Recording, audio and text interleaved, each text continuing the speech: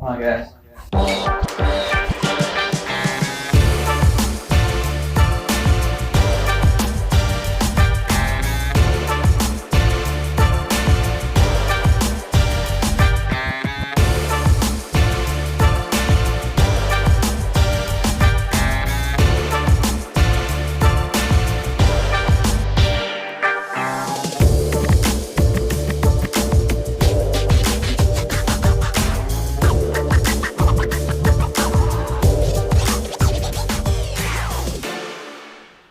Hello, and welcome to the 5th edition of The Edge. It's Thursday, November 13th.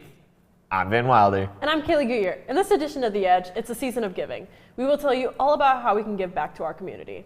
Plus, the DMA class heads to Ford Field, and students from construction have been hard at work.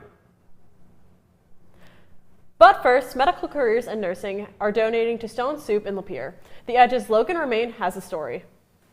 From the classroom to the community, students are teaming up to collect food for families in need. Medical careers and nursing are coming together for their annual food bank drive. This comes at a time when many families are in need of help for the holidays. It was really important to us because being part of the medicine side of EdTech, we want to make sure that we get out into the community and we help the other people in our community who may not have everything that we have. So we want to make sure that as the caregiving side of EdTech, we give back to the people that also help us in our education.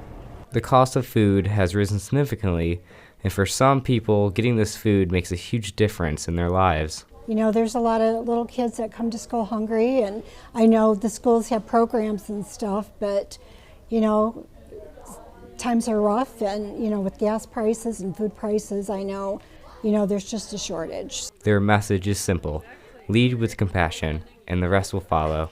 So compassion's my big word for the program. So we need to be compassionate and care about our neighbors and those, you know, in our community that need help. Students are excited to collect as much as they can this season. I hope more people will be encouraged to donate more food to others. The primary impact that I hope that it brings to people is to understand that there are resources out there, that EdTech supports our community. You can donate in the office or to the nursing and medical careers programs. Collections run through November 20th.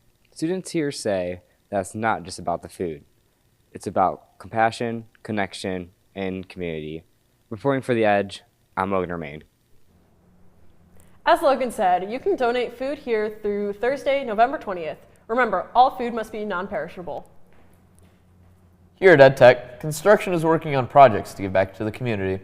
The Edge's William Sale takes us along. In construction trades, morning students are working hard on a variety of projects, some for class and others to benefit other programs here at EdTech.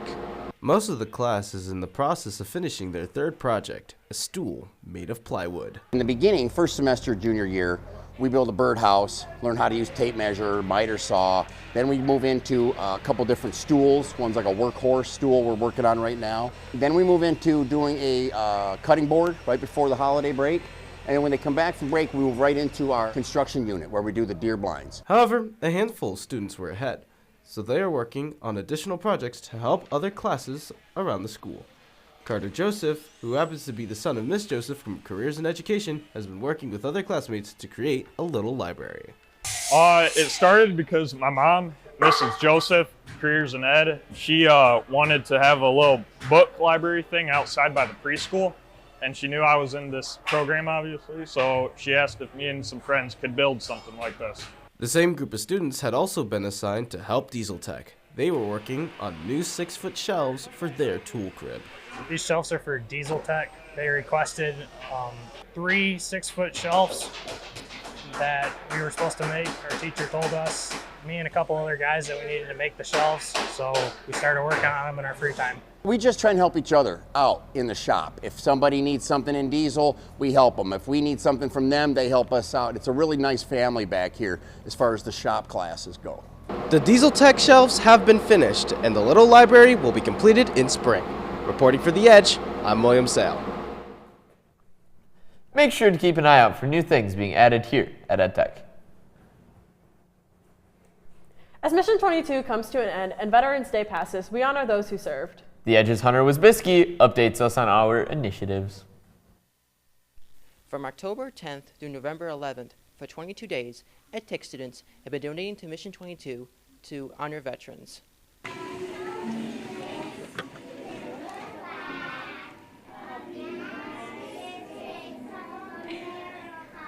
Mission 22 is a veteran support system to stop the sobering statistic of 22 veteran suicides every day. They use the money raised to create events and offer mental health services for veterans and their families. EdTech's diesel technology instructor, Mr. Swain, served in the Army for 20 years before retiring in 2017. He has served in both Iraq and Afghanistan. Now, I have post-traumatic stress from the military, so there are times when it is challenging for my family. Yes, it just affects affects your sleeping, affects your attitude and stuff. I got counseling help through the VA. The VA is very wonderful. They got me through it, so I'm doing a whole lot better now. The EdTech Mission 22 campaign is sponsored by the National Technical Honor Society. We decided to do Mission 22 because we were talking about ways to raise money, and this has always been something they've done here at EdTech. We thought it was a good way to honor our veterans. Mission 22 has become a proud tradition here. Last year, students raised so much money that they sent us a really nice plaque. Just thanking everybody for acknowledging. I know we hit a little over 1,200, I believe. So I feel like we're almost there. We're almost on track. I mean, we're over 900, so we're averaging about 300 a week. Spectrum sponsored our Take a Veteran to Work Day. When they heard about Mission 22 campaign, they offered to match whatever NTHS collected during the fund drive. On Veterans Day, Spectrum and State Representative Jamie Green came to EdTech for a special presentation. Veterans Day has a different meaning for different people. State Representative Green served in the Navy. So Veterans Day to me, and you know what, every year it means something different. This year it was really just thinking about those who served in Iraq and Afghanistan and just addressing some of the wounds before, and just so thankful for those who have served us, because it's the reason I'm able to talk to you today. Veteran Cody Clemtois joined the military when he was 17 years old and served at Fort Hood in Texas. When I was in the military, one of the things that we heard quite a bit was, you're signing a blank check. Only 1% of American citizens are willing to take that risk, and Veterans Day to me really honors those that are willing to take the risk to write that blank check to their country and put their life on the line for our freedom and our way of life. Reporting for The Edge, I'm Hunter Wisbiski. With your help, we were able to raise $1,248. And now, with Charter's generous donation, the total amount raised for Mission 22 was $3,748. Congratulations to the Public Safety Program for donating the most money. On November 6th, the Digital Media Arts class went to Ford Field in Detroit for the Great Lakes Broadcast and Sports Media Academy. For seniors, this was a second chance to experience this event. The Academy was hosted by the Michigan Association of Broadcasters. Both first-year and second-year students woke up early and headed to downtown Detroit, excited to be a part of the event. The day opened with Fox 2 Detroit's Jennifer Hammond. Hammond was one of the first women sportscasters and has made a name for herself after working in Detroit for over 30 years.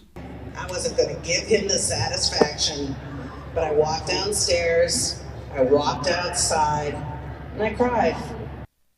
She spoke about her struggles as a woman creating a career in sports broadcasting. Her stories resonated with students in the class.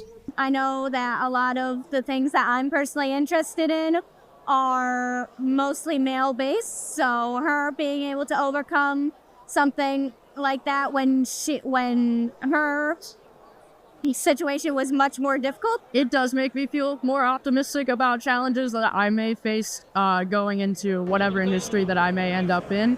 Because, if she can do it, I don't see why I can't, especially with the time period that she was trying to achieve these things. Students had the opportunity to attend different breakout sessions.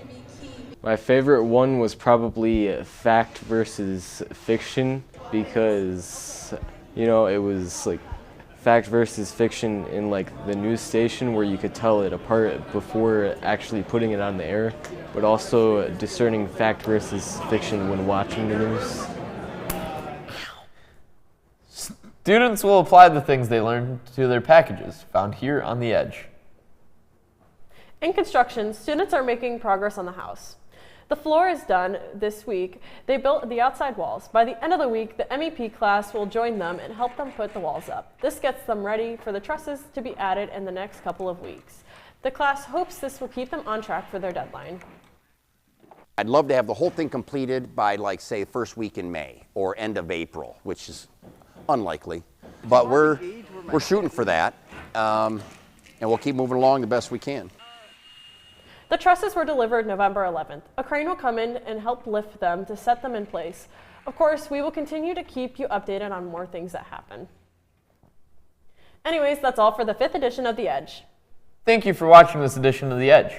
We are excited about bringing you all the news and events this year at EdTech. In the meantime, you can keep up with us on Facebook, Instagram, Snapchat, Twitter, and TikTok at The Edge LC. I'm Kaeleigh Gourieux. And I'm Van Wilder, signing off until the next Edge.